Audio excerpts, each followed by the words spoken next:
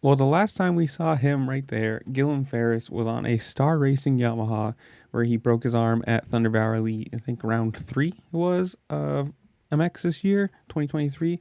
And now, as of I'm reading this today, I think it's been announced that he is joining the Rockstar Energy Husqvarna team on the 250 squad, which for him is a really good thing. I mean, going from one factory team to another after a year of injuries, not a bad deal. Everything I can find or read, whatever, says it's a 1 year contract, which probably is a get on the bike, show some speed, and we'll go from there. But he did say, quote, in a statement, "I am really happy to be joining the Rockstar Energy Husqvarna factory racing team for this upcoming season. I'm also super excited to start this chapter of my career after a tough year due to injuries.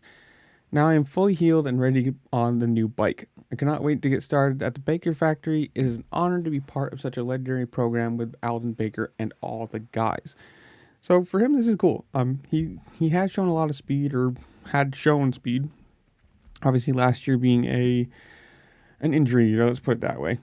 It's not exactly the best thing in the world, but he's going to be on a good team with good people around him, good training. Obviously, you're never going to say racing for Alden Baker is a bad thing, but for him, it's a good thing. He will be joining, let's see, RG Hampshire and Casey Cochran on the 250 squad. So they'll be running three bikes this year. And this is for apparently the whole, supercross, motocross, and super motocross playoffs, the whole kit and caboodle.